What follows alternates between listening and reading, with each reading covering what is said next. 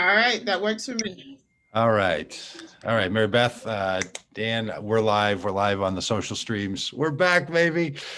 Hey, if you're just now tuning in, because this is now popped up again in your feed, and you saw another one, we had a little technical difficulty, and we had to stop the live stream and start it over to make sure that, that the audio was going to work. Now, here's the thing. You know what inauguration is like? It's like you stopped an administration, and then you started one all over again.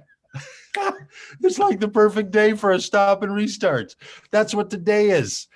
We have inaugurated a new live stream here, and now we are inaugurating an entirely new administration. So, so glad you're with us. This is Vote Common Good. Vote Common Good set out in 2018 to ask people of good conscience, goodwill, and people of good faith to stop the madness with Donald Trump. And we wanted to inaugurate a new way into our country when Election Day on November 3rd came. And that day came. And it was really a great day to see that the country came together. And then today, this inauguration day, Robb and I came from our places, Minneapolis and Arkansas. And we came here to Washington, D.C. because we wanted to raise our voices along with all the rest of you. And we wanted to bear witness to the people waking up, speaking up, and standing up. And we got to watch outside of the security, all the security that was brought to us because people decided to invade the Capitol and to invade democracy. So it's a whole lot of security, a whole lot of policing, a whole lot of wall building. But today, on this day of this inauguration, when Joe Biden and Kamala Harris became the vice president and Joe Biden the president, I think Kamala Harris being the vice president is one of the greatest parts of this whole day, is that we know that these walls now need to come down. The security borders, they need to come down. The separation, the razor wire, the razor words that have separated people from each other. And we're not just going to go back to the way things were before. We're going to step into something new. So we say at Vote Common Good, this is our celebration of the inauguration of President Biden and Vice President Harris, but it's also a calling forward. We're celebrating as an act of calling forward for what could be. So we have more than 20 people who've set up live presentations and videos. And if we've made this technology work right, then you're going to hear those videos and you're going to hear the voices of these people. So we're really glad that you're with us. Thanks if you had to put up with some technical restarts. But hey, if we've all had to put up with some restarts in our country, then that's what we're going to look forward to for the next 4 years. And look, there's a lot of work left to do. As we've been saying at Vote Common Good, electing a new president doesn't solve all of our problems, but the president shouldn't be the problem. So we got that one ticked off of our list, and now it's time for us to move forward and take on all the other pending issues. So I'm really excited to tell you that Natalie Bergman is our first video. Now you might say to yourself, I've been around the Vote Common Good world. I haven't yet met Natalie. That's because Natalie Bergman is new to the Vote Common Good community.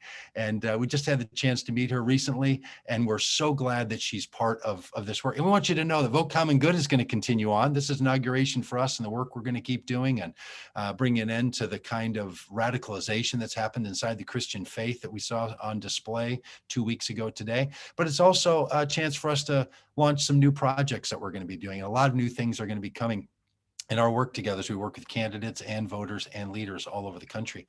So we're really excited that Natalie's part of this because she's part of the new voices that are going to be part of Vote Common Good. So we want your voice.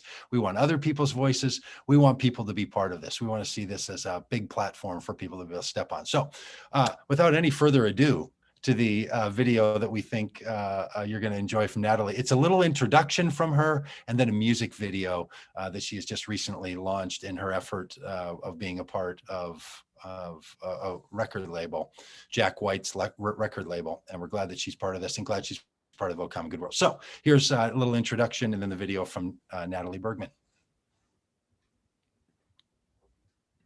Hey there, my name is Natalie Bergman, and I am honored to be a part of today's event with Vote Common Good.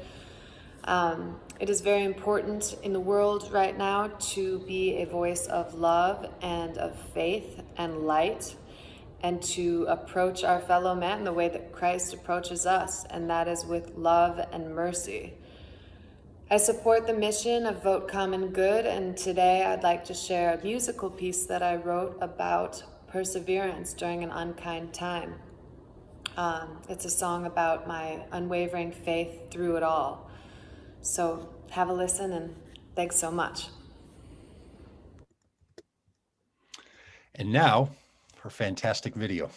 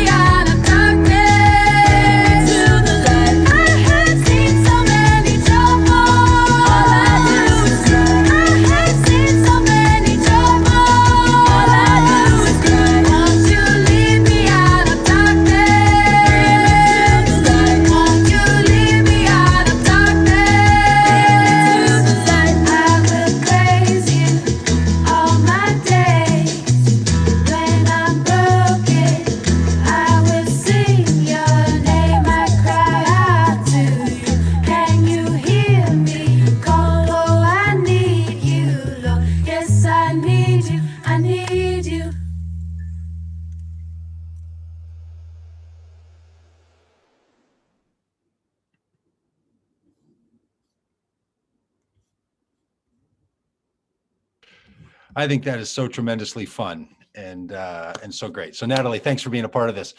Hey, Stephany Spaulding has also been part of this Vote Common Good effort. She ran for Congress, she ran for Senate. She's a pastor. She's from Colorado, and she's right here with us. Hey, Steph. Hey, it is so good to be here with both you, Doug, Robb, and all of the Vote Common Good family. It is a tremendous honor to just know the work that Vote Common Good has done over the past few years in moving our nation forward, right?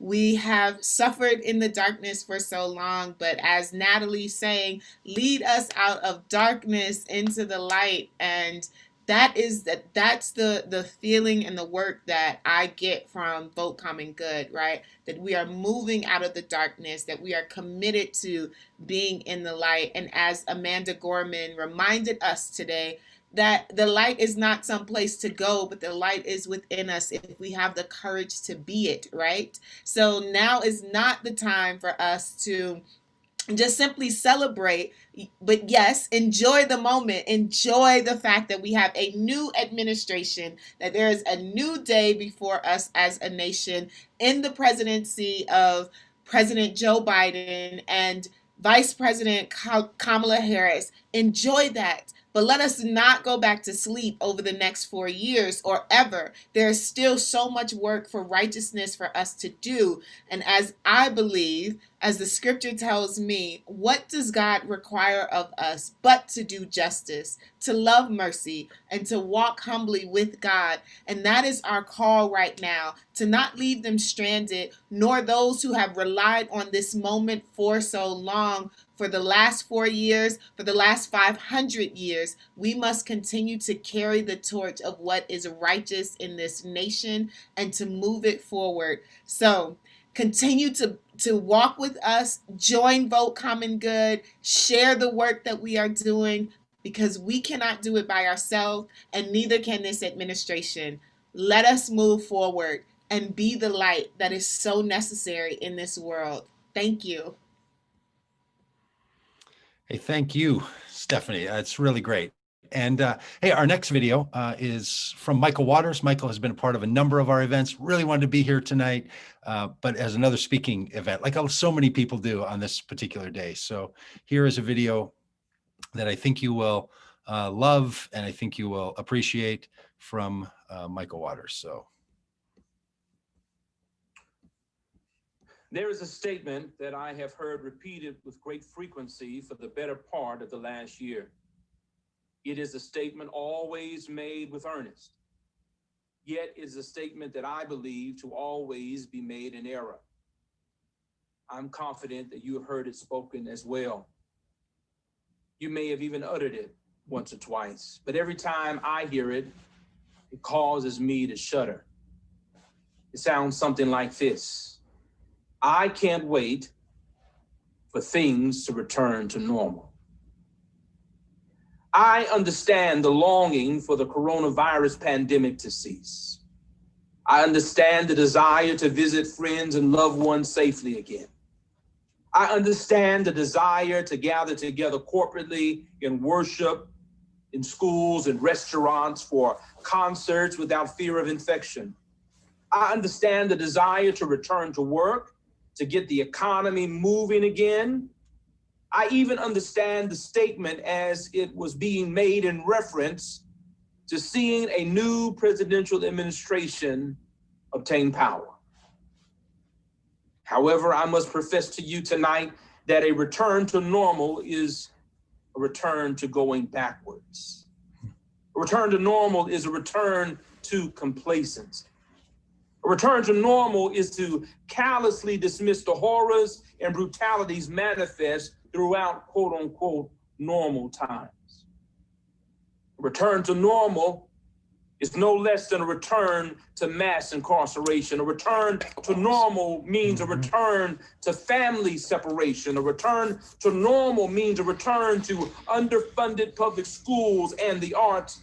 A return to normal is a return to Black and brown bodies broken by police in the streets. A return to normal is a return to minimum wage that traps generations of workers in poverty. A return to normal means a lack of access to health care for the sick. A return to normal means a return to food and technological apartheid. A return to normal is a return to active systems of white supremacy. A return to normal is a return to death.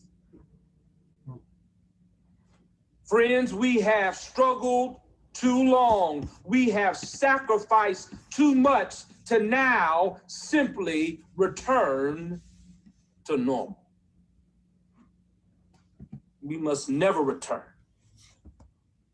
We must never go back. We must be committed now to racing forward to something much better. It was while incarcerated in Ephesus that the Apostle Paul penned these words: "No, dear brothers and sisters, I have not achieved it, but I focus on this one thing, forgetting the past and looking forward to what lies ahead.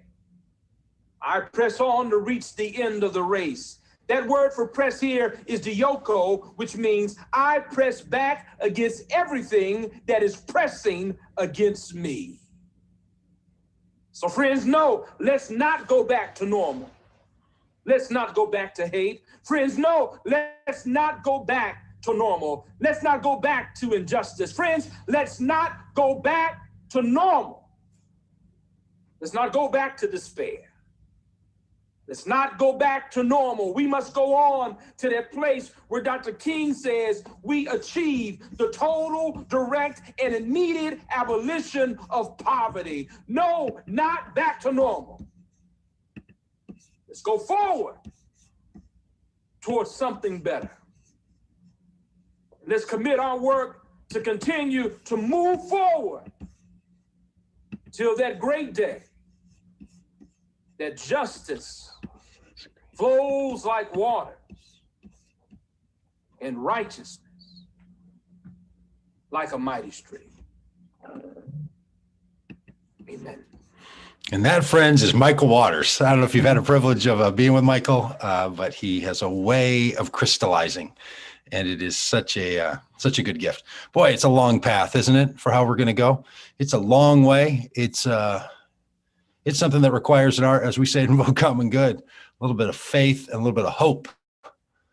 Of course, a whole lot of love. And Meah Pace has crafted a song that we have watched develop in the life of the Vote Common Good tour. It has become anthemic in our work, her ability to call us, and they put it together into a beautiful video. So Meah, would you like to say a word about I Hope, and then we'll watch the video? Sure, Doug. Thank you. I Hope is our baby. It's our baby. We all nurtured it, and this is a sentiment that I think I share with everyone on this screen today, and hopefully everyone around the country. It's what we need for the future. I need us all to go on. Everyone needs us to go on. And we need to have a little bit of hope for ourselves and for our neighbor. Enough for everybody.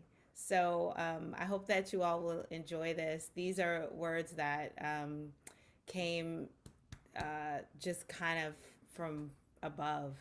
And I cried when I wrote this song, and I cried today when I watched the inauguration.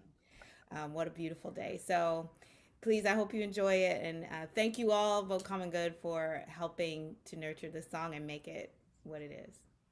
Well, Meah, it's a beautiful song, and having watched it be so impactful on so many people live, the idea that you've crafted this terrific video. So many times we've watched you sing it here, and for a lot of people, I think this might be the first time they're going to see this version. It's on YouTube. All this stuff is available. I want you to take all these bits and pieces and share them around. So here's the video version of I Hope.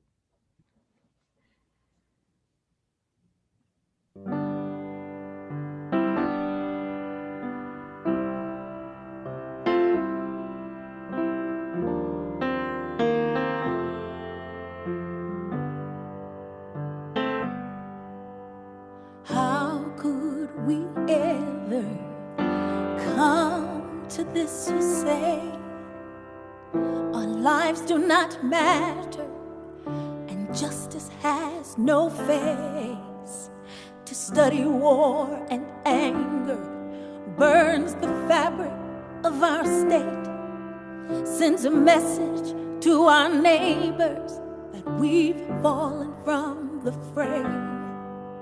It's a long road to walk on, and I don't know where it is, but I hope.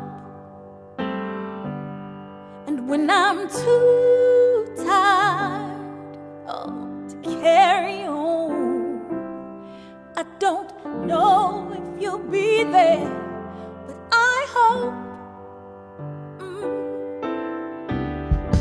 Dream on, dreamers, when the promises fade, it can only leave room for the great. And when you long for a hero, no need to look around, you will be one and the same. I said, fight on, brother, oh, to kneel or to stand. It's a power that's placed in your hands, yeah, yeah. And march on, sisters, you're never alone. Lift us up and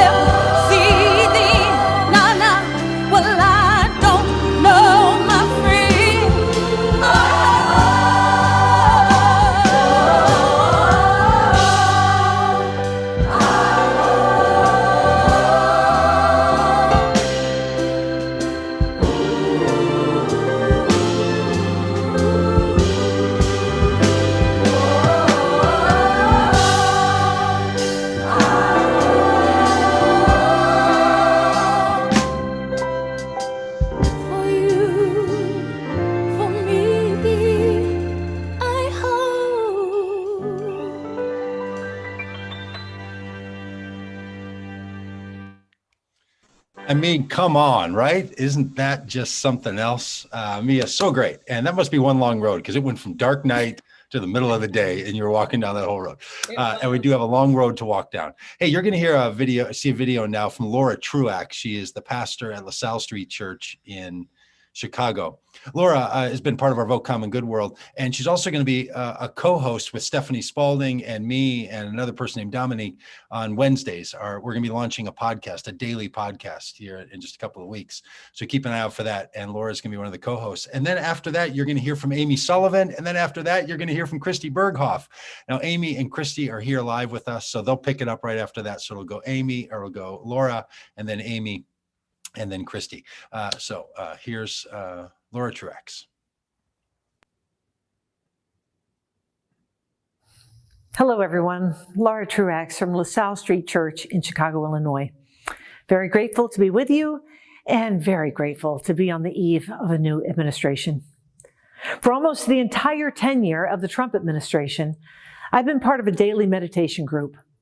We've immersed ourselves in the practice of silence and in the wisdom of Black theologians and practitioners. We've listened to the insights of Howard Thurman, that the only religion worth proclaiming is one that has something to say to the man whose back is against the wall. We've read the witness of Congressman John Lewis, who, beaten mercilessly by the system, still found a way to believe that system could be redeemed. Indeed, believe it so completely that he would spend 34 years working within that system. We've been challenged by the teaching of Martin Luther King, who kept pushing and pushing and pushing toward a kind of unyielding, open-handed resistance to evil. Every morning, I sat under that teaching and the gaze of God. My heart and my faith awakened.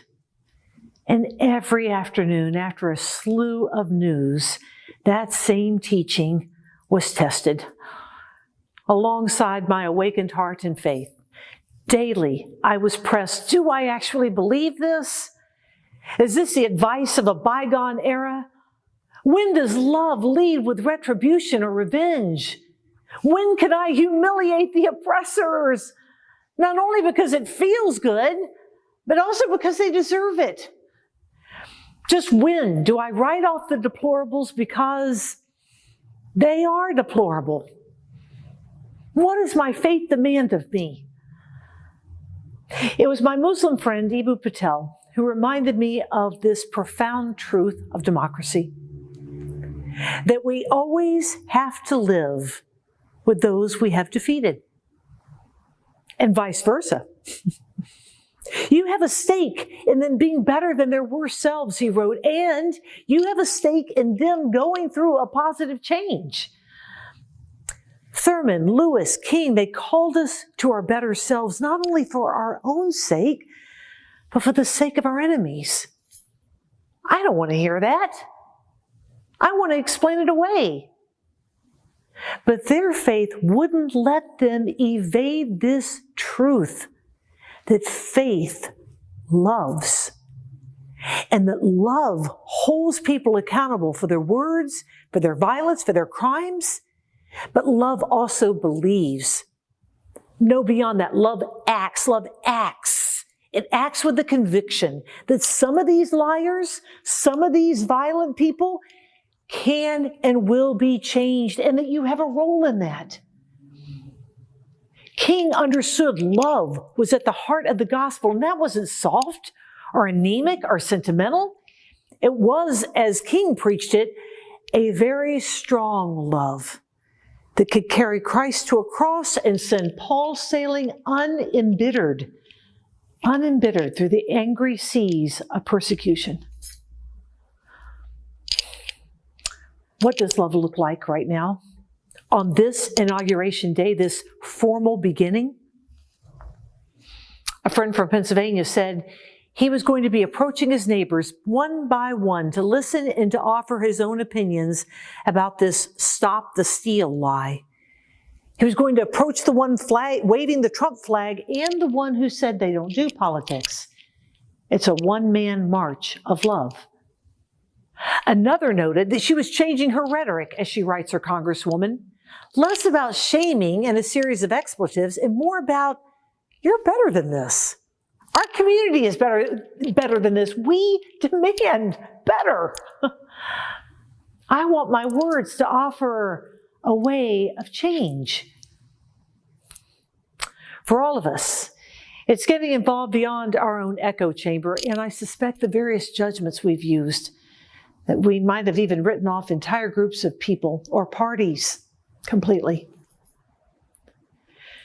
During this time of leadership change, I'm going to keep my faith centered on what kept John Lewis centered too. The complete certainty he had that the only weapon we have, the weapon of love, will win this thing. Even more than that, Lewis believed love had already won this thing.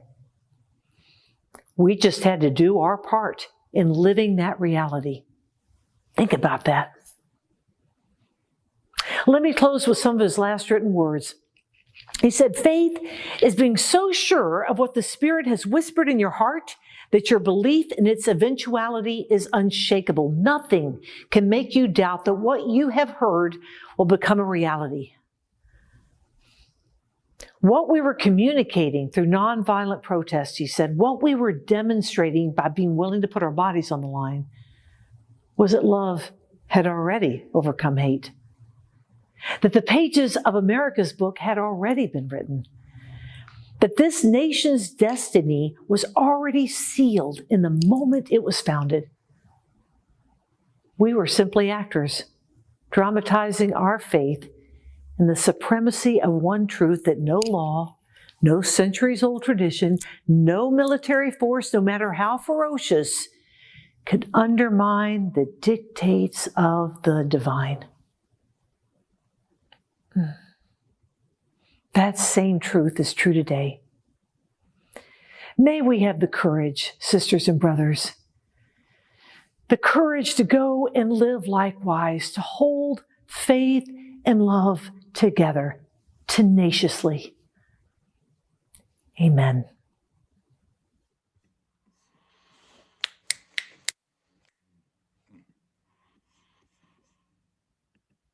So good.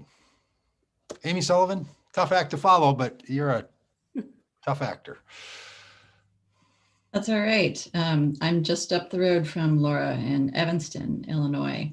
And today is a relief for so many reasons, but I think especially for those of us who have had to parent over the last 4 years. Today means that we no longer have to remind our children not to act like the most powerful man in the world. Watching the inauguration ceremonies with my 7-year-old was a useful reminder of that. He was asking me, of course, where President Trump was. And I explained as objectively as I thought I could that he had not wanted to show up today. And he said, but Hillary Clinton was there 4 years ago. Said, I think I would feel pretty gloomy if I lost, but I would show up. Which is a reminder yet again, is if we needed one, that 7-year-olds are often more wise than the people we sometimes choose to run our country. But I was struck by what Laura just said about love acting and love requiring us to act. It's not just a feeling, it's an active verb. Another way of thinking about that is a very simple phrase that I've been struck by and convicted by over the last year from Jemar Tisby in his writing and in his speaking, which is just the phrase, justice takes sides. It's another way of saying what Reverend King told us more than 50 years ago, specifically focused or directed to white Christians, which is, you are taking a side, even when you think that you are choosing to remain outside politics. By supposedly not taking a side, you have taken a side.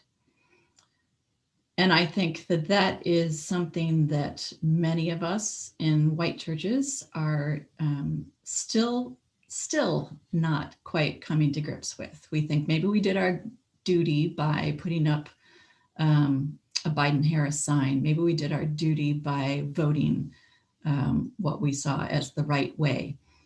But as this evening is a reminder, there is so much more work to do.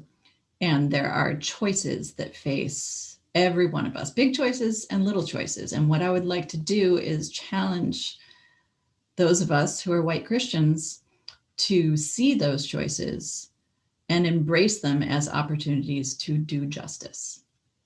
They can be, in my view, somewhat small. Last week, I was out on Twitter after Franklin Graham had gone after Democrats for pursuing impeachment and tried to wipe away the last 4 years by saying, hey, we need unity here. What are they trying to do, dividing the country? And reminded people that it is a choice for their churches to participate in things like Samaritan Purse's Operation Shoebox around Christmas time. That is not a politically neutral choice, given Franklin Graham's advocacy over the past few years, and given the fact that there are so many worthy ways to help our neighbors and to get churches involved, especially around the holidays. And if your church is one that has traditionally been involved with Franklin Graham's organization, go to your pastor and say, you know what, I've got an idea for something else that we could do, because now is the time to make that change. It could be for some organizations who are maybe choosing new leadership right now, a choice not to go with a culture warrior. Maybe not to, in the first 100 days of the Biden-Harris administration, send out fundraising appeals that are demonizing opponents when we are just 2 weeks removed from the consequences of words and actions that demonize those with whom we disagree. There should be some pretty easy ways that we can dial down the temperature while not backing away from holding feet to the fire, and particularly the feet of those who helped seed the groundwork for the attack on the Capitol 2 weeks ago. We all have choices. And a phrase that has been coming back to me is the quote that's attributed to Edmund Burke, as with so many quotes on the internet. Who knows who actually said it? But his version, I think, is all that is necessary for evil to triumph is for good people to do nothing. And I think we can think of it this way. The only thing necessary for injustice to flourish is for good Christians to avoid getting political. We all have choices going forward. And I think we know in our heart of hearts the choices that we should make and what the consequences are of doing nothing. So I would leave you, again, just with the words of Jamar Tisby: justice takes sides. And I know what side I'm taking. It's one reason I got out of journalism and got into this work. Now's the time for all of us to take our side.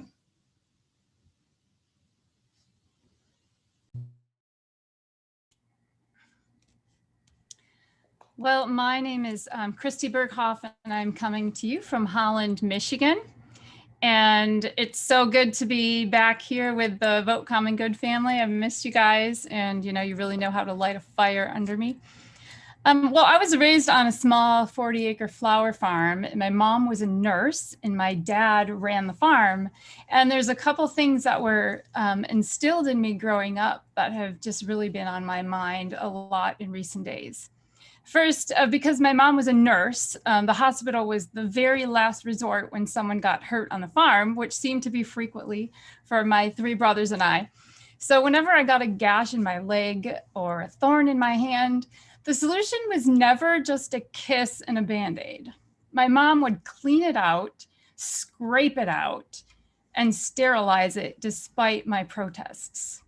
The pain often seemed absolutely intolerable, but to simply slap a bandage on a potentially infected wound without digging out every little piece of grime could be fatal, and my mother in her wisdom knew this. The second thing I've been thinking about is the process of pruning. Every year, certain varieties of flowering trees and shrubs on the farm had to be cut back.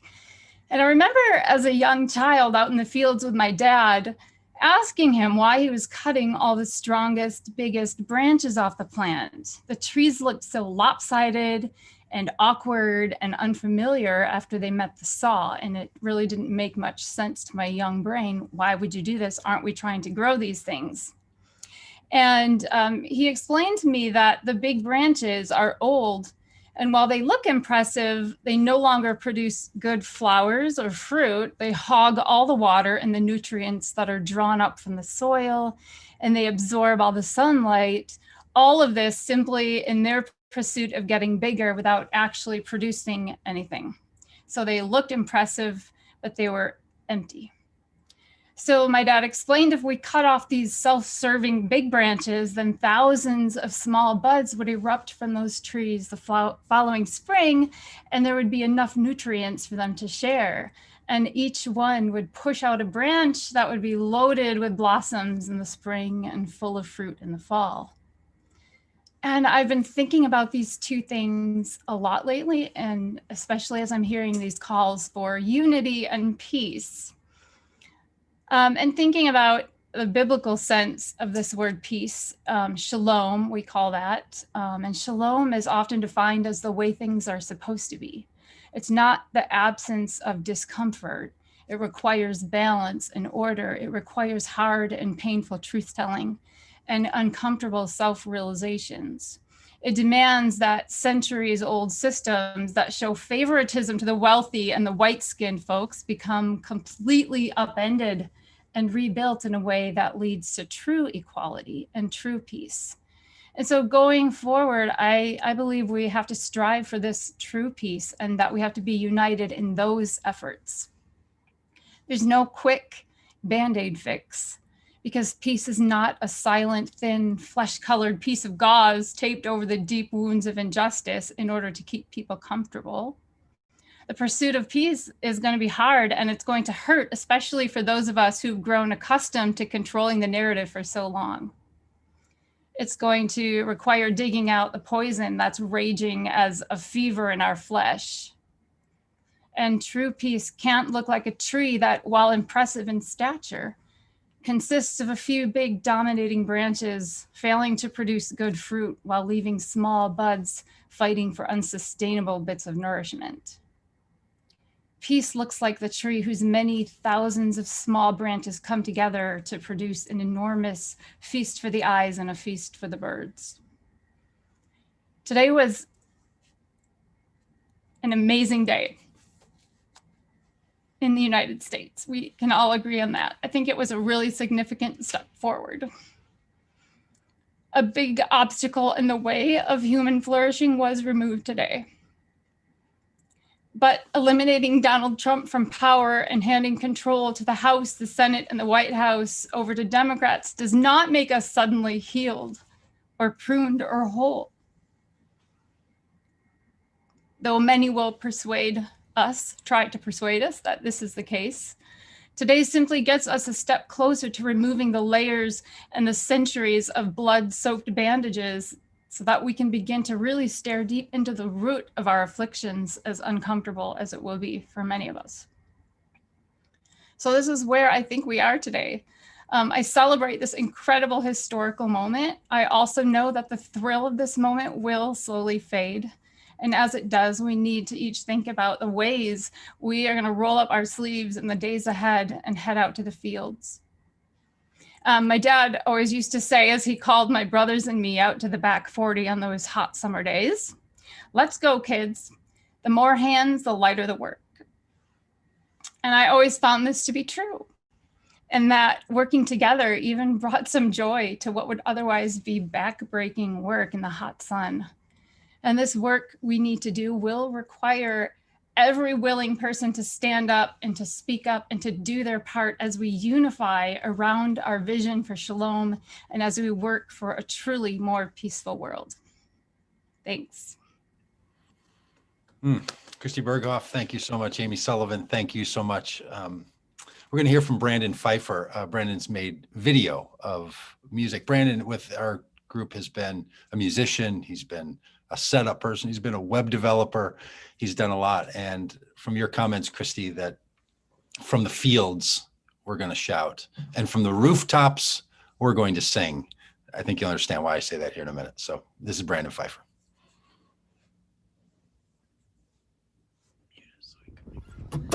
Hey, my name is Brandon Pfeiffer from the Vote Common Good Tour. I am up here on our rooftop in Chicago. You can see the city back there. And I remember I got home from the tour the day that Joe Biden was announced as the expected winner of the election. And we came up on the roof, and across all the city, you could look out in all directions, and people were setting off fireworks and cheering. And there was just so much momentum and energy that day. I want to play a song for you that we played a few times on the tour, and it's called We Shall Be Free. It's by one of my favorites, Garth Brooks. When the last child cries for a crust of bread and the last man dies for words that he said. I gotta tell you one more thing that I just remembered. Garth Brooks has played this song at the last two presidential, sorry, he didn't play it at Trump's. He played it at the two prior inaugurations for Bush and Obama. When the last child cries for a crust of bread and the last man dies for words he said, when there is shelter over the poorest head, we shall be free. When we're free to love anyone we choose, and this world's big enough for all different views, when we all can worship in our own joie, we shall be free. And we shall be free. We shall be free. Stand straight, walk proud, we shall be free. And when money talks for the very last time, and nobody walks a step behind, when there's only one race, humankind, we shall be free. We shall be we shall be free. So stand straight and walk proud. We shall be free. Stand straight, have faith. We shall be free.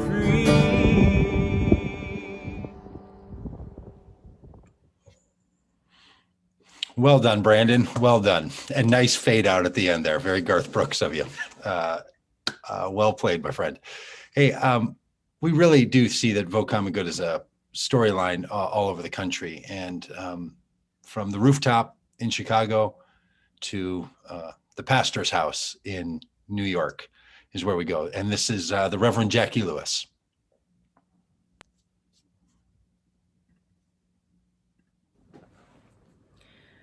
Hi, everyone.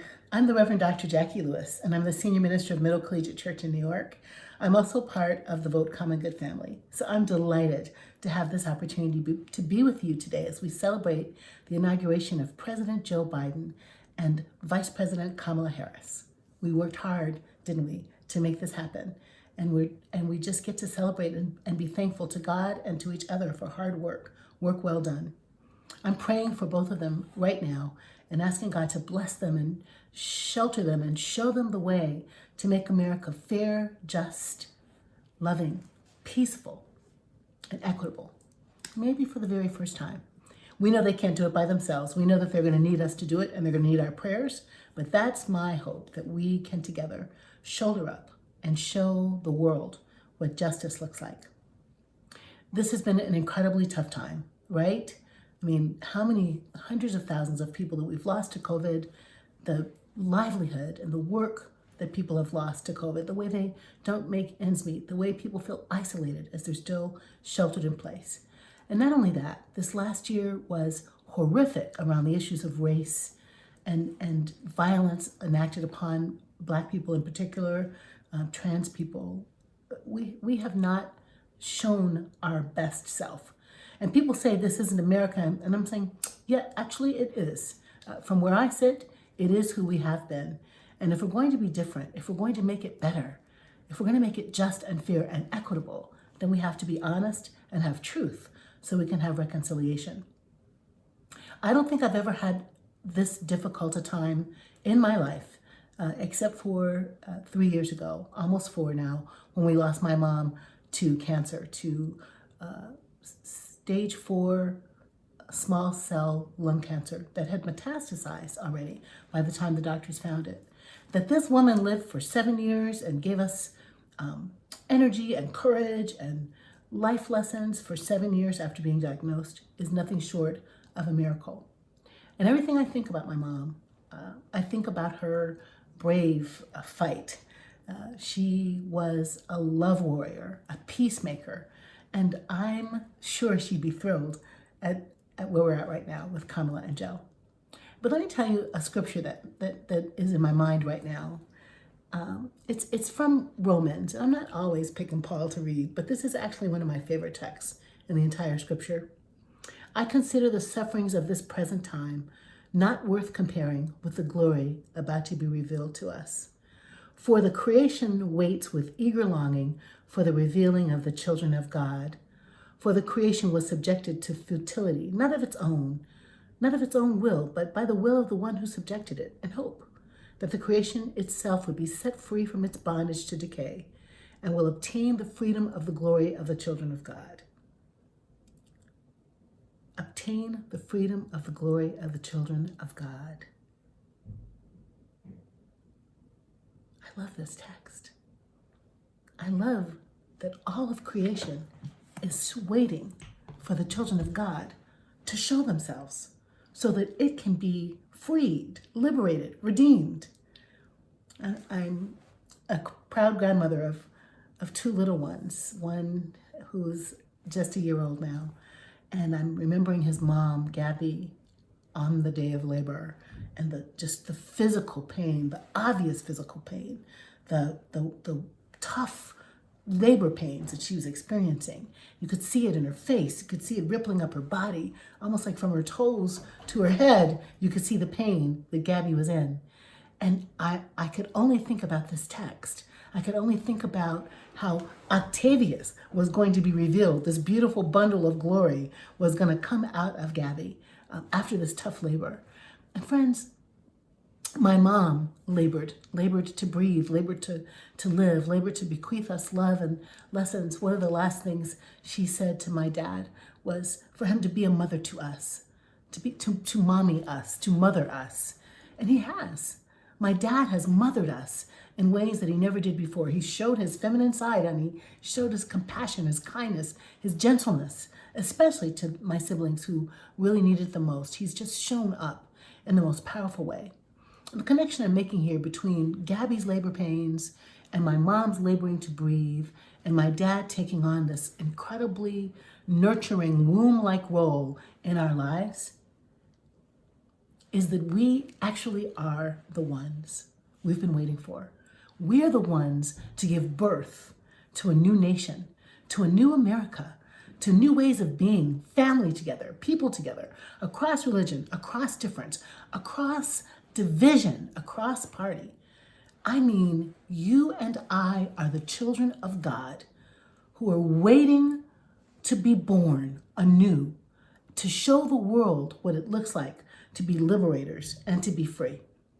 So my prayer for all of us is to know that we've got to come on out of the womb. We've got to come on out of the places we hide. We've got to show ourselves to be love warriors, to stand up for what is just and fair, because the whole creation is waiting for us to show us off, to show them who we are, to lead the world with love and womb-like compassion. This is how we're going to partner with Biden and Harris to make America loving and just and free for the very first time. It's going to be hard labor, but we can do it together. May it be so. Yes, Jacquie Lewis, may it be so. From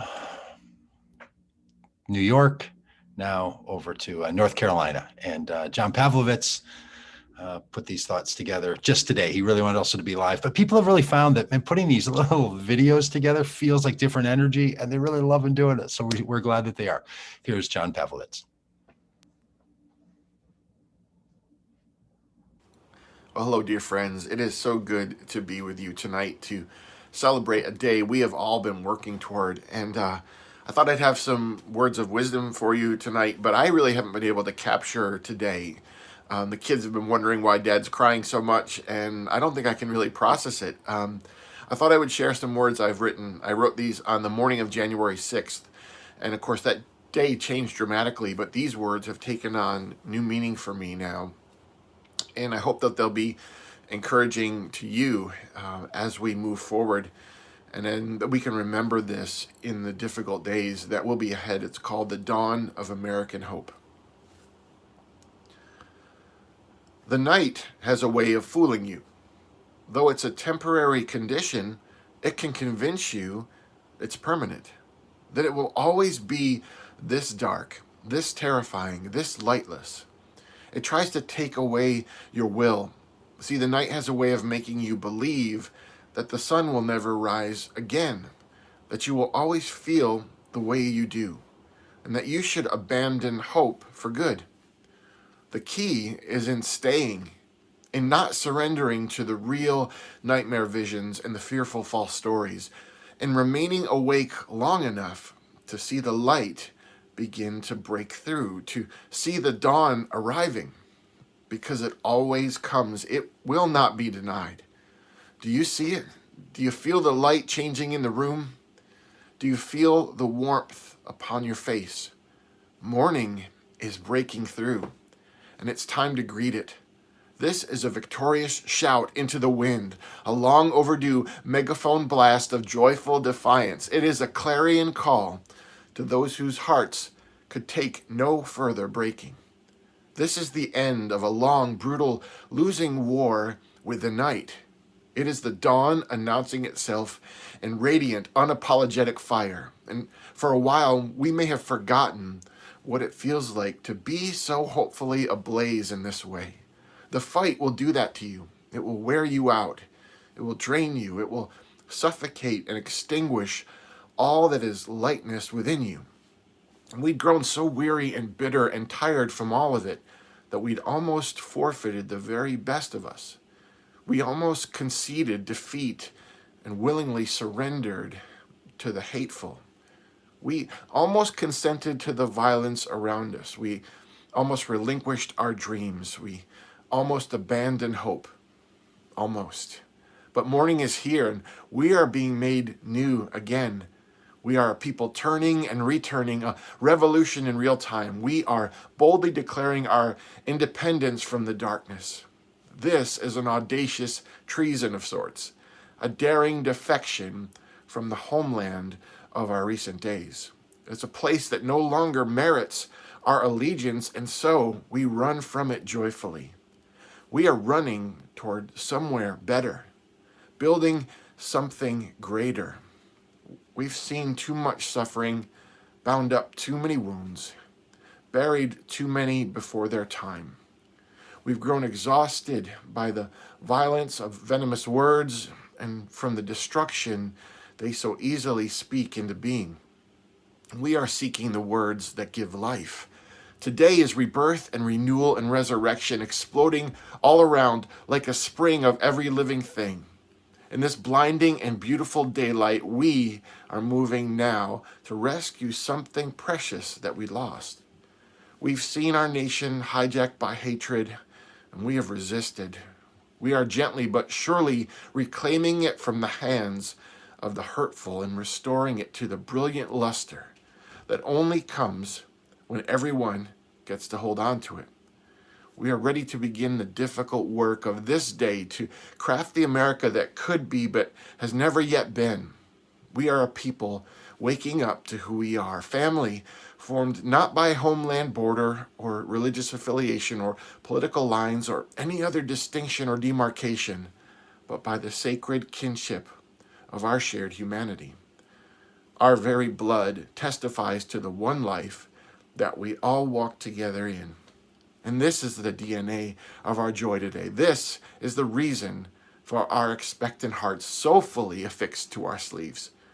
This is the reason we will strain to never go back to the dark places and to the hateful words and to the dead-end tombs of the past. We are, after all, a people of life. The morning once again reminds us this is the truth that overcomes. This is the love that has the last loudest word. This is why we once again find strength and passion and resolve. This is our manifesto of hope.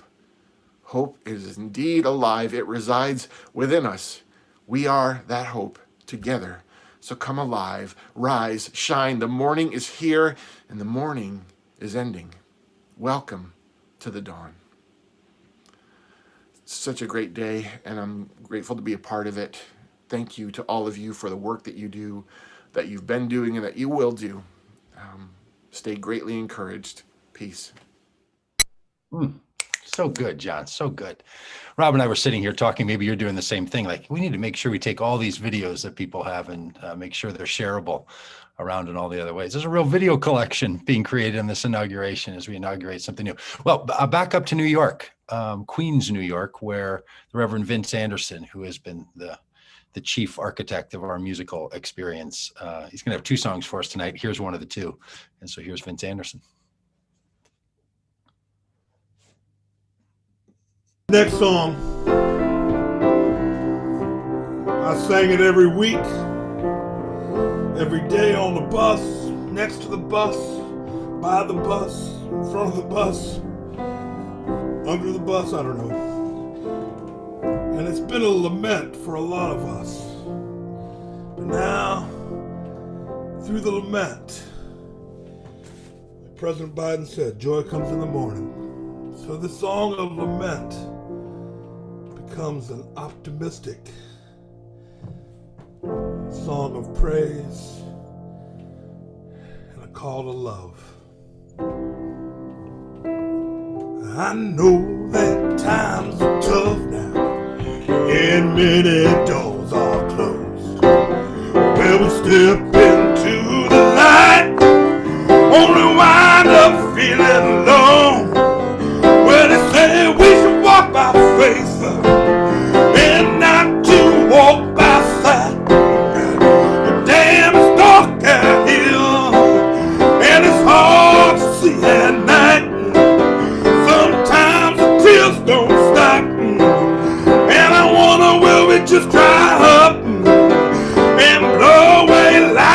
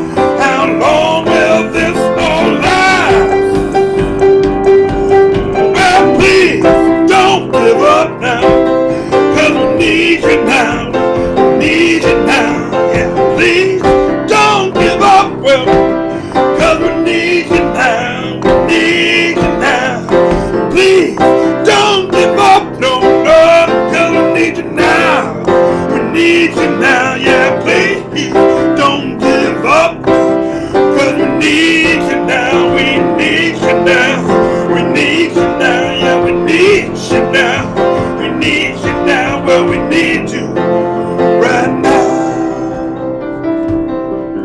So please don't give up,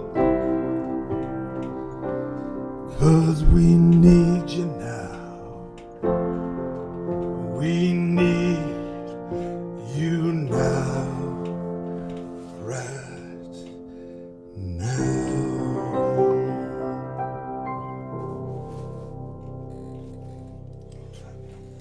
And Vince, I think back to the days on the tour when it was safe to say to people during that song, get up and go across the aisles and find somebody and sing in their face and tell them you need them now and to hold them. And as we move forward, those days are ahead of us as well. Okay, from New York all the way taking us over to Michigan, a place that we've all thought a lot about and spent a lot of time in. And over to Nick Brock. And a fun little story here. Nick was our host for our event in Holland this year.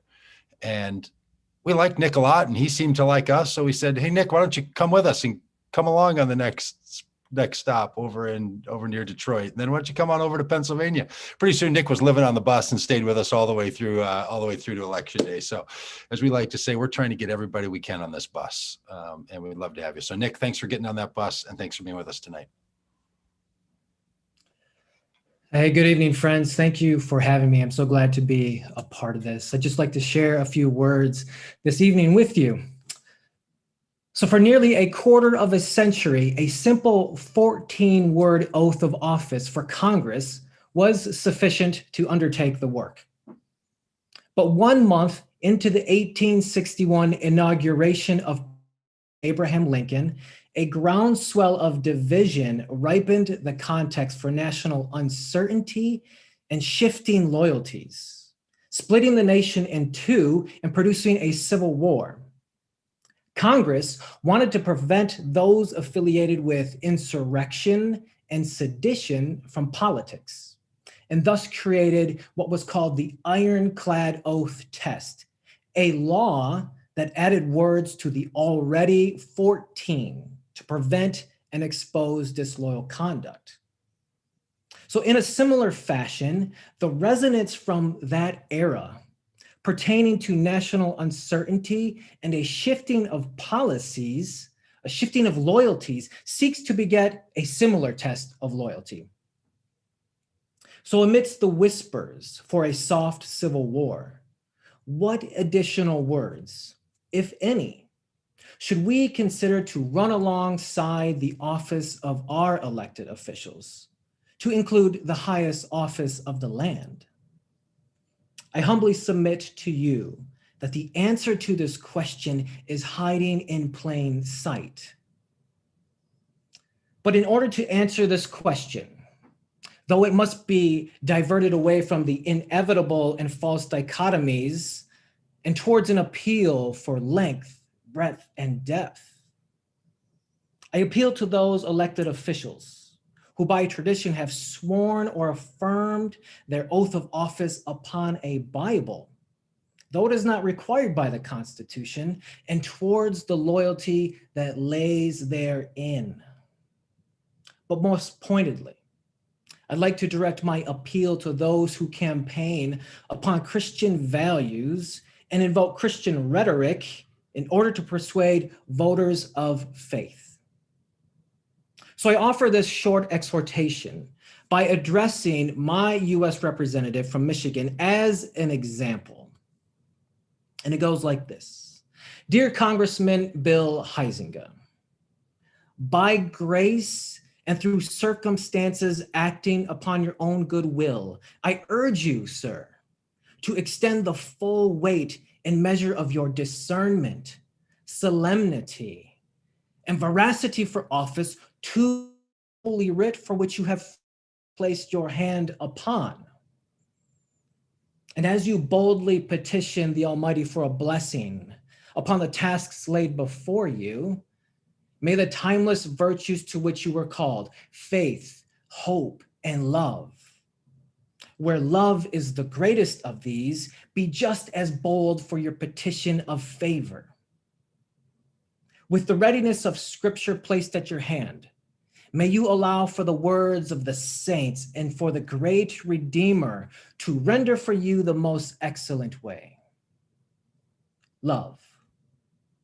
For as deep calls to deep, and as iron sharpens iron, may your steadfast loyalty to love act, for which the whole of Scripture is merely a commentary upon. May it compel you to speak boldly, to discern wisely, and to move mountains. Sir, follow the way of love in your politics, and you will not fail, because love has already won. Grace and peace to you, friends. Thank you. Thank you, Nick Brock. For some reason, I'm describing this now by geography. So heading down south, we'll make our way over to South Bend, Indiana. Dan Deitrich is our next. And Dan's also helping to run this whole thing. So Dan, thanks for doing double duty. Hey everybody, Daniel Deitrich here, part of the Vote Common Good tour and crew. What a beautiful day, filled with hope, and I found myself just tearing up. Surprisingly emotional just to see competence and empathy back in the White House. So great. I wrote this song about a year ago. It's called Hymn for the 81%, and I was really hoping by now it would be irrelevant. But it seems like after the events at the Capitol just 2 weeks ago, we still have a lot of work to do even after a beautiful, hopeful day like today. So I wrote a new verse to it, just wrote it today, and hope you enjoy this and get something from it.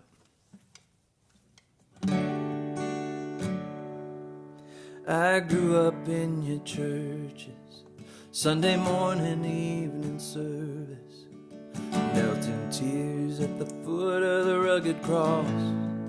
You taught me every life is sacred, feed the hungry and clothe the naked.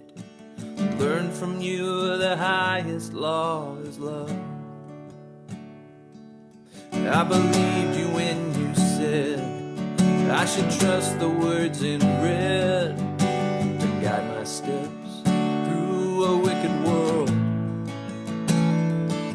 I assumed you'd do the same, so imagine my dismay when I watch you lead the sheep straight to the wolves.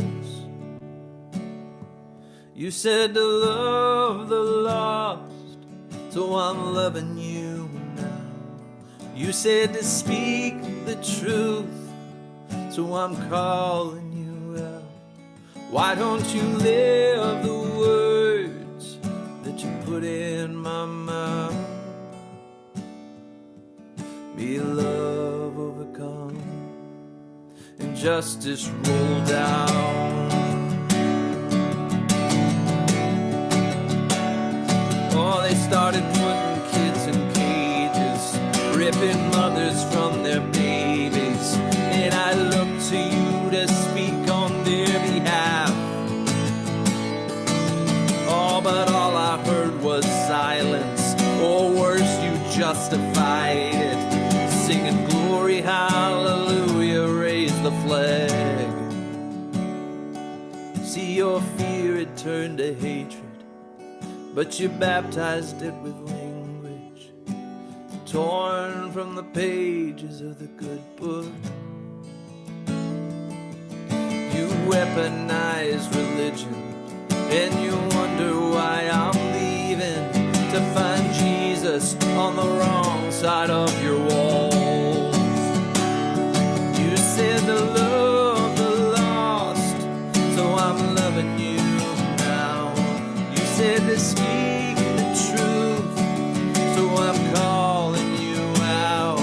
Why don't you live the words that you put in my mouth? May love overcome, justice roll down.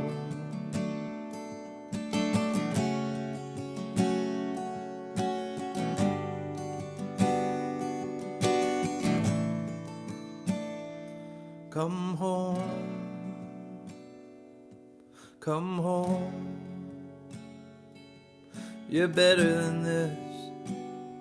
You taught me better than this. Come home, come home. Oh, you're better than this. Always thought you were better than this. Come home, come home. Oh.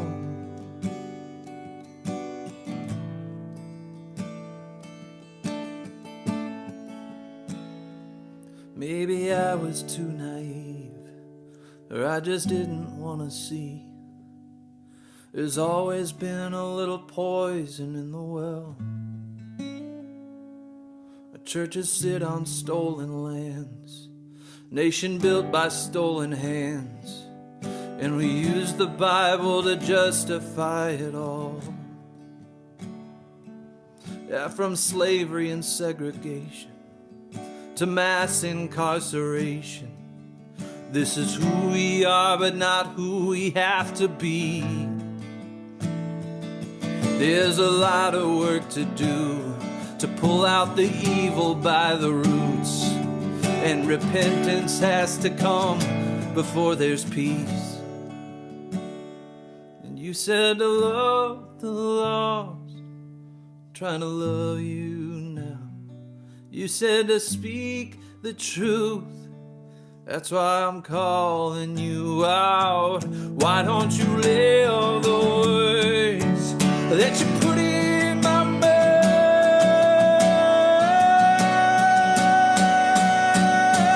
May love overcome, injustice roll down. May love overcome, injustice roll down. May love overcome, injustice roll down.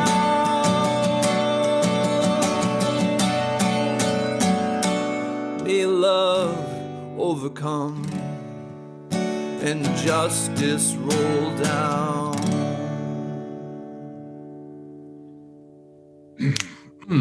Dan, such great work. Such great work. The old song and the new verses. Boy, that feels like the day you're always wanting to live in, isn't it? Hey, and people are texting me right now saying like, hey, Bruce Springsteen is singing on the inauguration thing live. Tom Hanks is doing. I'm like, hey, we're getting the better end of this deal. So it's not very often I say I'd rather watch that than Bruce Springsteen, but there's no doubt that's the case. We're going to have a Franciscan moment here. Patrick Carolan has been our contact and our chief organizer with our Catholic work. He's a Franciscan, and he's gotten Rod Colburn as a Franciscan. So you're going to see a video from Patrick, and then you're going to hear directly from Rod. So Rod, you can follow up right after Patrick in your in your Franciscan moment. So here's Patrick Carolan.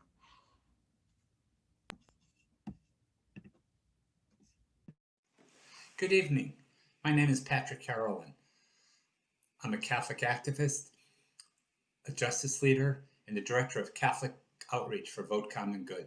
Today, we witness the swearing in of a new president and vice president, Joe Biden and Kamala Harris. They represent a new beginning for us, both as a nation and as a people of faith.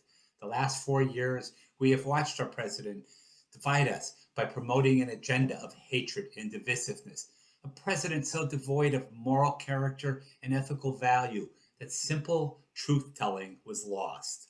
We experienced our faith being hijacked by people promoting a message of Islamophobia, of racism, of sexism, of homophobia. It's now time to change the discussion in America, away from building a wall to welcoming a stranger, from worshiping money to caring for the poor and the marginalized, from cutting food stamps to when I was hungry, you fed me. Our last president and even many of our religious leaders seem to have lost their way. They've allowed their faith to be defined by their political beliefs. That's just not how it should be. We now have a president and vice president whose politics, policy are defined and have been formed by their faith beliefs, not reverse. As a Catholic leader and activist, I'm so very grateful that we now have a president who has read, reflected on, and tried to live the beautiful message of love and peace that we find in our Gospels. A president who is not afraid to stand up and read that powerful prayer of St. Francis. Lord, make me an instrument of your peace. Where there is hatred, let me sow love.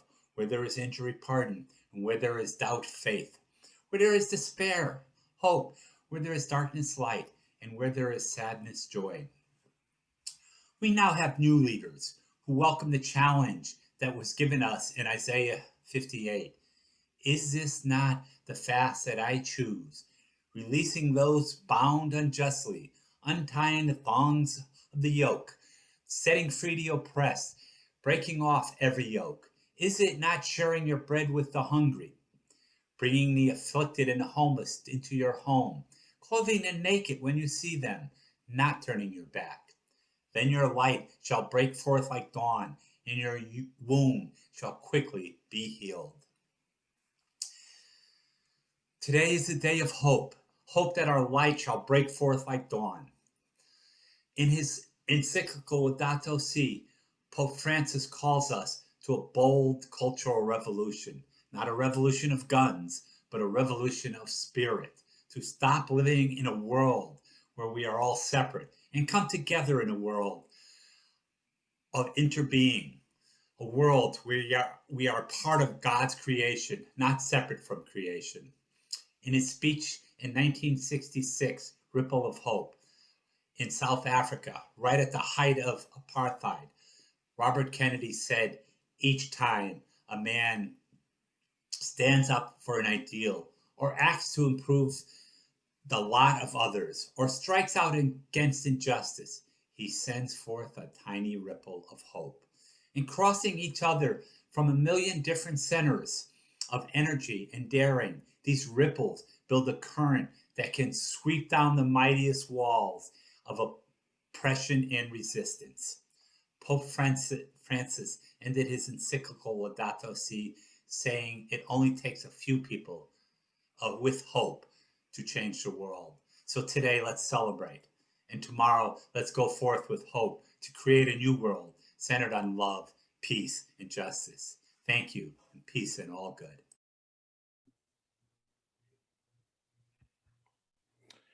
Thank you, Patrick, and thank you for your inspiration. I'm proud to be the first and probably still the only Adventist Franciscan. It's a rare breed. We can't overstate the relief and delight that this inauguration brings.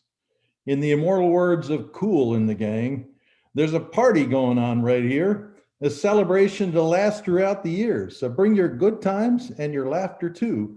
We're going to celebrate your party with you. Come on now.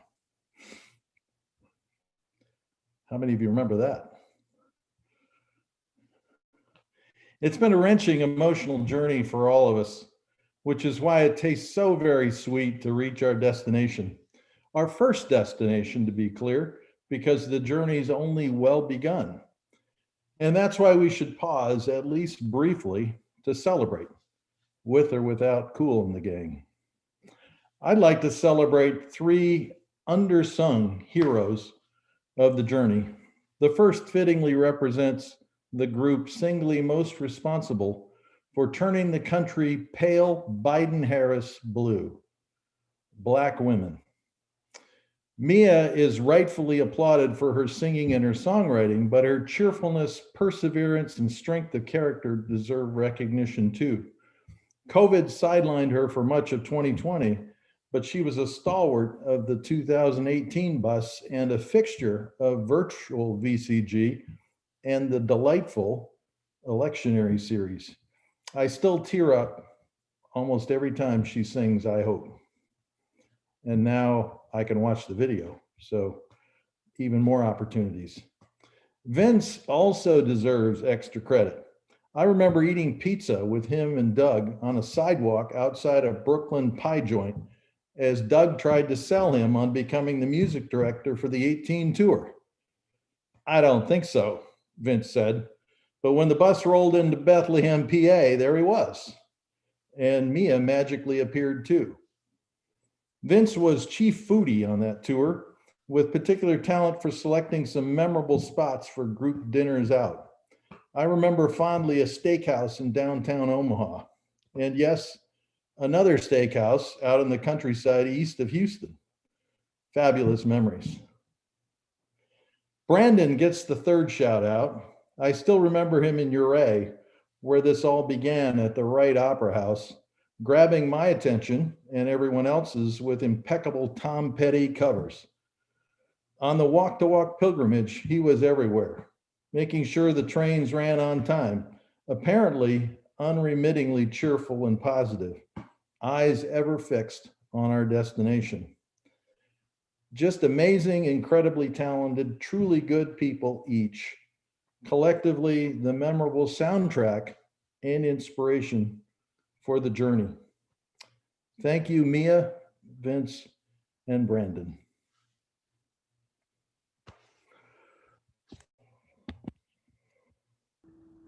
Thank you, Rod.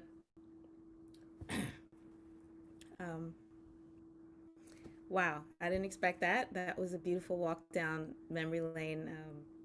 So beautiful times with all of the Vote Common Good family. Wow, that was so beautiful. Joe Biden said something today during his speech, something that I've heard my whole life. And it really, I mean, it was one of those moments, a tearjerker, which I've been having all morning. Weeping may endure for a night, but joy cometh in the morning. And I just want to remind us all to take these moments, because we're not at the end of the road. We have not completed our missions. We have not gotten to that beautiful, bright place where we want to go and where we have our eyes set on. But we are allowed to rejoice, and we are allowed to hug each other and laugh and smile and rejoice and party and celebrate, Rod, with each other in these moments. And this morning, I woke up this morning feeling rejoiced and happy and so filled up with just the pleasure of seeing the fruits of something that we worked so hard for and we sacrificed so much for. And I was so proud of everyone that I'm looking at right now. I was so proud of Black women. I was so proud of people just for coming out and doing what everyone said we could not do. And I woke up this morning with my mind stayed on freedom. Well, I woke up this morning with my mind stayed on freedom. Woke up this morning with my mind stayed on freedom. Woke up this morning with my mind stayed on freedom. Hallelujah, hallelujah, hallelujah. Well, I'm walking and talking with my mind stayed on freedom. Yeah, I'm walking and talking with my mind stayed on freedom. I'm walking and talking with my mind stayed on freedom. Hallelujah, hallelujah, hallelujah. Well, it ain't no harm with your mind stayed on freedom. Ain't no harm with your mind. I'm stayed on freedom. It ain't no harm with your mind. I'm stayed on freedom. Hallelujah, hallelujah, hallelujah.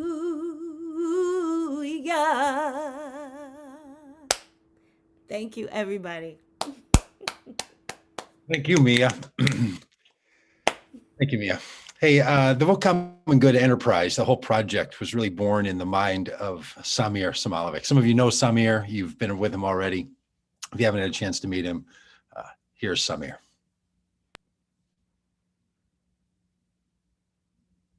Hello, my name is Samir and I'm here in Harlem, New York City. Hermann Hesse once wrote, "In all beginnings dwells a magic force." In all beginnings dwells a magic force.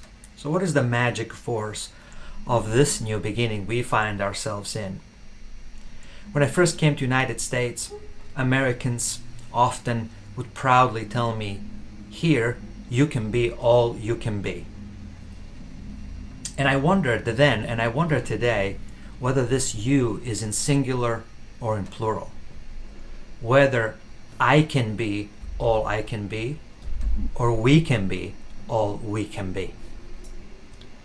In spiritual traditions, it is known, it is taught that to be perfect is to be in need of other people. Adam was in need of another person when he was in perfect condition with God. That's in a Jewish tradition. Jesus, in a Christian tradition, when he was walking the earth, he was thirsty, he was hungry, he was in need of prayer, he was in need of friends, he was even in need of strangers. You can see in him need for others. In Buddhist tradition, inner and outer world are all one and the same. We are other people and other people are us. And that connection is how we find perfection and happiness and joy. So to be perfect is to be in need. For the last 4 years, however, we have been force-fed cynicism. We were told over and over and over again that to be happy in the world and that to be happy in life, to achieve, to be really American, is you need to take care of yourself. And that somehow that will bring us into a place we want to be. We've been diminished. And the big lie is that you don't need anyone. Well, for the next 4 years, our beautiful need for each other is coming up back to the surface. We are keenly aware that none of us can do what's most important to us in our lives alone. That to be in need of one another is this magic force in our lives, in our families, in our towns, in our communities, and the country as a whole. So do you feel this magic? I invite you to sense it. And when you take a walk with your neighbor and talk, maybe when you sit in your kitchen in the evening with the lights off, or maybe when you are in that one more Zoom meeting, sick and tired of the screen, maybe you can go from box to box and bless people who have been given to you and to whom you have been given in this life. So my prayer, my action, and action of all people who are for the common good is that we can all be together what we can be. That's the only place for us individually to thrive. There is no individual thriving with us without all of us thriving together and fulfilling our destiny and potential. So this is the day to step over the threshold in that new beginning and recognize this magic force that is bigger than any one of our lives. So good. Thank you, Samir. Thank you for all you've been to Vote Common Good. This has been so fabulous. Hey, Shane Claiborne has been a big part of our work. And Shane, so glad you're with us tonight. Share with us. Good to see everybody. Yeah, I'm what a great little cloud of witnesses here, and thanks everybody else that's tuning in. I don't know if y'all saw, but the Biden spent Martin Luther King Day in Philadelphia yesterday volunteering, and my community was able to be with them, especially my friend Miguel Diaz, and they sorted food that we're giving out all week. So the food that's being given out at the Simple Way is has the fingerprints of the lovely Dr. Jill Biden and the President Biden on it. But I saw all that happening, and I'm not in Philly right now, but I thought, what a just wonderful thing to to see, actual service of sharing food with people on Martin Luther King Day. But I spent the day, I'm down in North Carolina, and I spent the day at the Forge. As a lot of you know, I've been melting and transforming guns into garden tools and stuff. And I wanted to, we've heard a lot of wonderful stuff. I just wanted to give you a little reflection of what I've been learning at the Forge. We've been, taking guns that are donated and turning them into things like this. I gave Michael's got one of these down there. Several of you may have them. This is a shovel made out of a gun. And part of why I like doing it is because it's so concrete, right?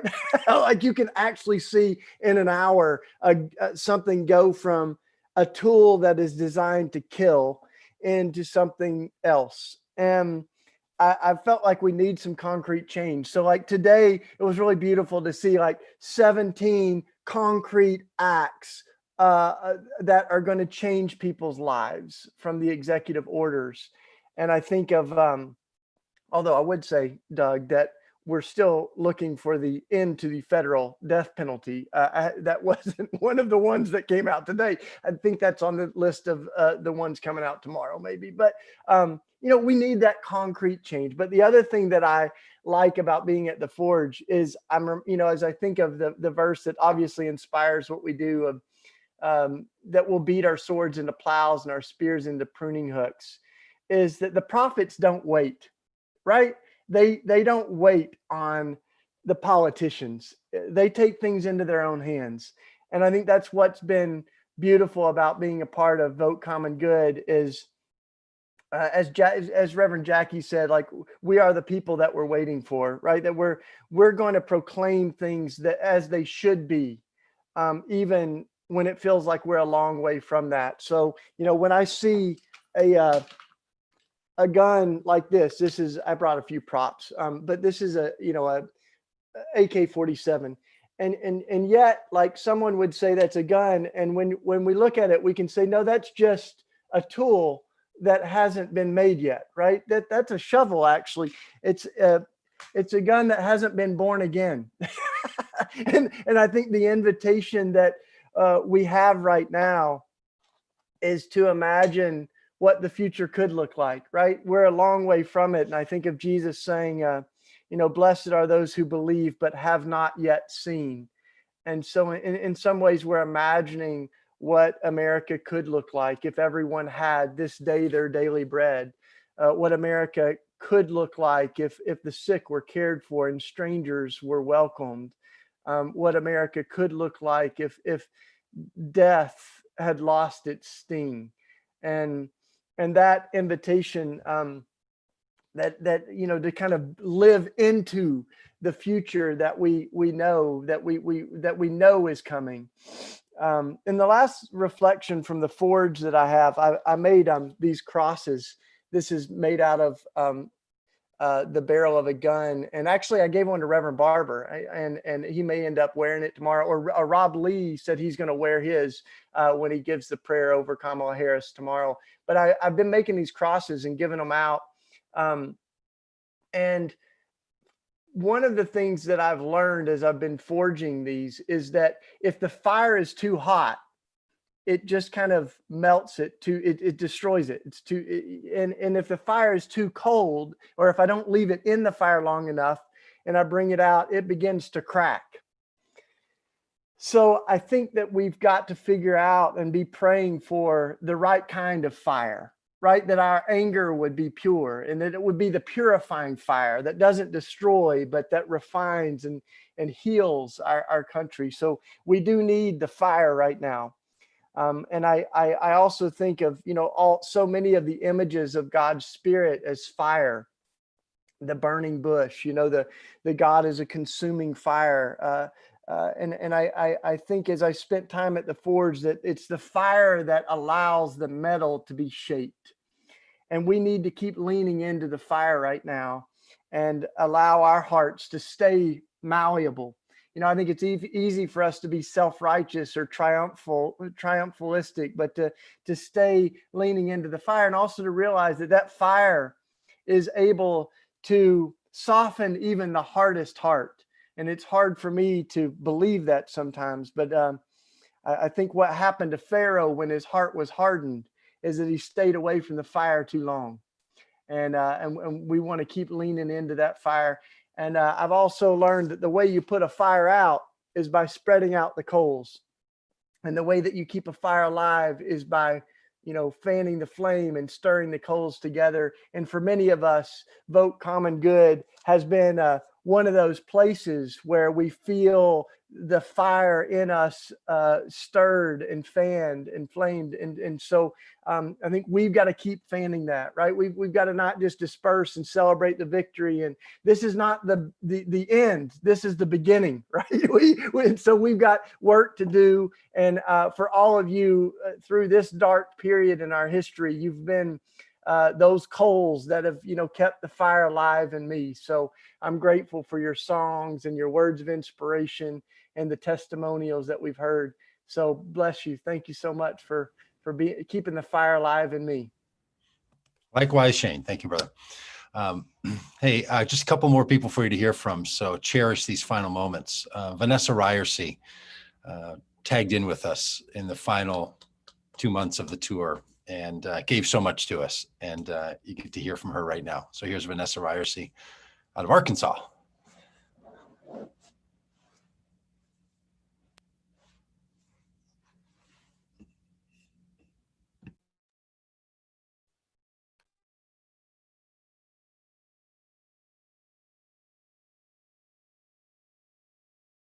Biden. Oh, it feels good to say that. I worked pretty hard to make it possible to say that. Joining in with so many of these good people, with Vote Common Good, to stand up to a presidency that was forged in vulgarity and steeped in lies. I'm the pastor of a really wonderful church that is devoted to becoming more like Jesus and also more like ourselves. And I'm also a mother, and I'm trying to model this direction of growth to my kids as well. The last 4 years have been hard for caregivers and for people who care. We've watched our neighbors terrified of being deported under heartless and headless immigration policies, travel bans on the international students that usually come to study in our city, growing violence through mass shootings, complete disregard for the rotten fruit of white supremacy that costs our Black brothers and our Native sisters their very lives. It seems like every day we had to hear about how tough this president was, how strong, demonstrated by how much he bullied and beat up on the most vulnerable ones around us. As we turn a new page, President Biden, I really don't ever want to hear about how tough you are. It's my hope that with the voices of strong women in your ears, that you will tap into the power of vulnerability to lead this country. We don't need the most masculine person to ever hold the White House. We need the kind of person who cared for his little boys and put them to bed every night after their mother was killed in a car accident. The kind of person who didn't care about who got the credit as long as everyone was getting what they needed to make it through the day. I know that you have this strength born of suffering inside of you, and I pray that you will bring this to our broken-hearted nation. I hope that you will remind us how to laugh again, how to go about our days without gaping at our phones in horror, and how to not have to grieve one more lost life that didn't have to leave so soon. I hope that you will think first not to meet the needs of the already comfortable, but rather that you will lift all boats by raising the water level for the most poor and powerless. I hope that you'll put some preschool teacher or someone with that kind of wisdom in charge of distributing the vaccines. And I hope that you will think first of the emotional, psychological, physical well-being of America before simply giving a vitamin to the economy. I hope that you will tap into the wisdom of Solomon as you consider how to bridge the gap between those that are happy about your election and those that are still somehow doubting its veracity. Most of all, I simply hope that after all I and so many other Christians have done to put ourselves on the line, standing up to family, former pastors, teachers, church members, in daily acts of bravery that have left some of us very depleted, please don't embarrass us. Don't make us regret our efforts. We want to be proud of you. We want to be able to speak of your goodness as a human being. You don't have to be perfect. We would all be grateful for a baseline of simple competency. We, all of us, can take it from there. Pursuing a country that is working for the common good together.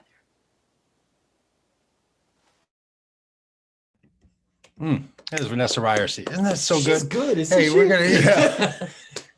He gets to be married to her, and we all get to join her in that effort. Hey, we're gonna hear from Brian McLaren. Steff, Mahan is gonna sing for us. We have a special guest then, and then we're gonna go out with an anthem. So our time is coming to an end here, but that's because we have a lot of work to do, and this inauguration is inaugurating a new era for all of us and for the work we're going to do. So here's Brian McLaren, and then you're going to hear from Steff.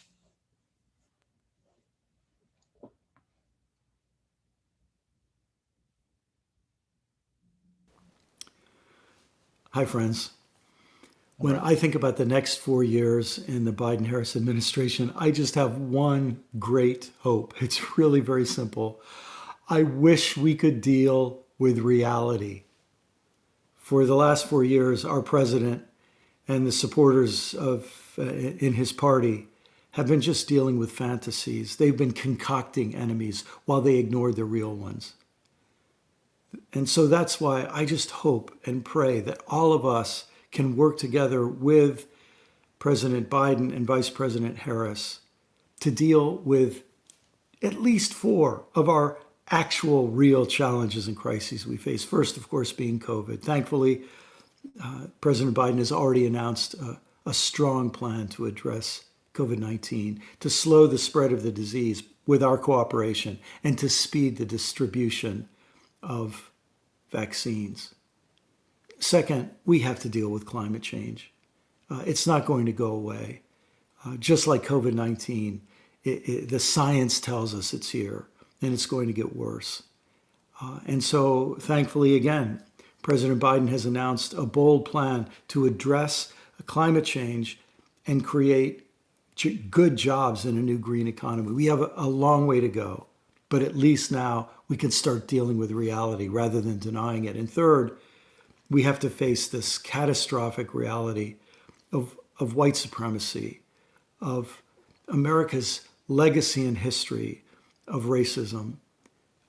It's been aided and abetted by so many in this current administration, but I'm confident that President Biden and Vice President Harris can lead us if we will put our hearts into this to turn the tide and to move not just back to the old normal before Trump, but to a new normal that's better than we've ever been before, so that we can become truly a more perfect union, the beloved community that Dr. King dreamed about.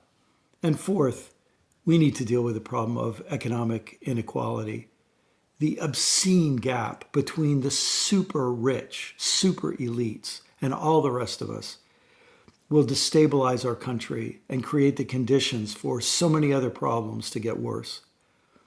But if we can face the need to help working class people and poor people to have a greater share of our national prosperity, that will be better for everybody. There are many other real problems too, but reality has a way of being interconnected. And so we deal with these most important problems, and many of the others will fall in place too. May we deal with reality. Well, thank you, Brian McLaren. Thanks for being real with us. And so many of us who know Brian so well know that he is real as what he has been. Steff Meah has come with us. She hooked up with us in October and carried us so much and serenaded and called us forward and sang in so many of the great places. So Steff, would you sing for us again tonight? Yes, and thank you so much for having me do this. I woke up today with this big heart, and I wanted to just go and elbow bump people, but I really wanted to hug them, but you can't do that. But anyway, this is a song I wrote for this very reason.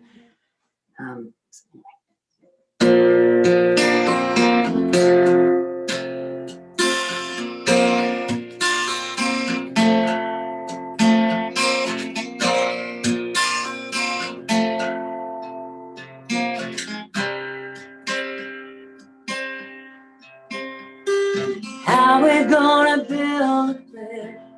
And all we do is build a wall. How can we claim we're not all the same when God made us all?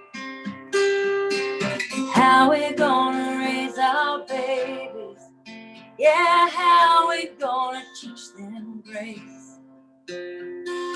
Preach about love on Sundays, but Mondays it's back to hate.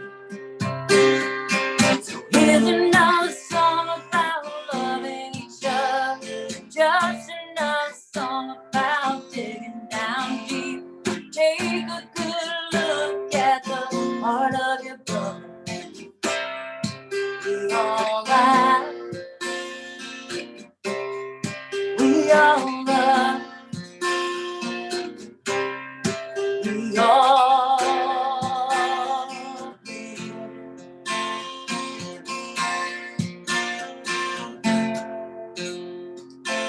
We all want a better tomorrow. Yeah, 'cause everybody's had enough. All the hurt and the hatred. Yeah, we could show you some love. Oh, but getting there it won't be easy. So much work to be done. Better or worse, it's all up to us. But a change is gonna come. Here's another song about loving each other. Just another song about digging down deep. Take a good look at the heart of your brother. We all laugh, we all love, we all believe. Yeah, change is gonna come. Yeah, so here's another song about love. It's fine to sing a song about love. Oh, Steff, it is so good to Thank you hear. so much for having me. I am so happy. Good. I have watched Steff sing that song in sweet little environments, on street corners with almost no one around, and staring down the face of a crowd of poor boys, Proud Boys, with the same song. So it's really powerful and really incredible. Thank you, Steff. So good to have you there. Hey, we talk a lot about being on the bus, and a lot of us were on the bus, literally and metaphorically. One person drove that bus, and that was Cole. Cole's going to pop on. Cole was messaging me during this and said, hey, do you think I could share something? I said, yeah, sure, Cole, go ahead. I'd love to have you share. I'm going to have you going right after Steff. And he said, okay, I'll pull over. So somewhere on the side of a highway someplace is Cole. Hey, Cole, do you have your camera on? Are you ready to pop in here? I'm ready. Hey, buddy. I am, where am I? I'm just south of Atlanta, headed to up to South Bend. Actually, I got to stop at Dan's house tomorrow. But I just wanted to say, 12 and a half months ago when I picked you guys up, I never realized how much a part of my life you all would become. And the lessons that I learned with you all, made me a better man. And, I cried today during the inauguration, and, we did this. We all did this. And I can't tell you how many text messages I got from my circle of friends that said, I watched your adventures all year long. You guys did this. This is all because of you. And, and I truly believe that we did this. We played a big part in this. And it was an honor to drive you all around and to do this. And thank you for letting me be a part of the family. Thank you, Cole. We love you, and thanks for keeping us safe and for taking us to all these places. Hey, we're going to keep going too. There's still a lot of work to do, y'all, and there's a lot of buses to be on, and Cole's going to be driving one of those. So we'll keep up with us on that. Lots more coming from what Vote Common Good is up to, working with candidates and putting out materials and really engaging with people all over the country in a lot of really great ways. So exciting things coming.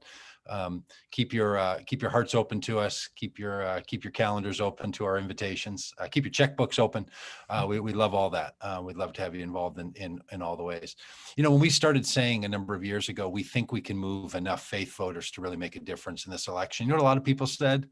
They said no. They said no. Said no, you can't. And they said good luck. And Rob and I just saw it today. We mentioned to a woman, a journalist that was here, said the kind of work we do, and she shook her head and she goes, well, good luck with that. Patron saint of lost causes. Yeah. And we said, well, we did have a lot of good luck. We also had a lot of good love and a lot of good hope and a lot of good faith and a lot of good work. And the very start of 2020, Vince wrote this song called I Still Believe. I had said to him, Vince, I'd love to see an anthem, if there was like a rock anthem song that we could have for this. And thought we'd finish tonight with this recording that Vince did today or yesterday of I Still Believe. So we hope you still believe. We hope you stay with us. We hope we stay with this, with one another, and then we continue our one anotherism as we go. Vince, you want to say anything more about that song before it's played? I wrote it on the plane on the way to Iowa. So thank you all. Plane on the way to Iowa. Well, we all still believe. So we'll hear this one, and that'll be how we finish the night. Thanks for all for being with us. I sang it every week, every day on the bus, next to the bus, by the bus, in front of the bus. Hey, Mary Beth, that is a great song. Under the bus, I don't know. Go back to bed. And it's been a lament for a lot of us. But now, through the lament, hey, Mary President Biden said, joy comes in the morning. Okay. We're going to get it.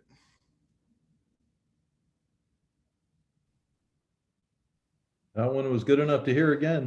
I still believe. Here we go.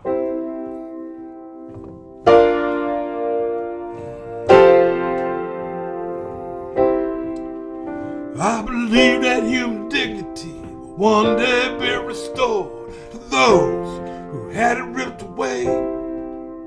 I believe in a flower in the desert it will bloom, bringing with it a new and glorious day.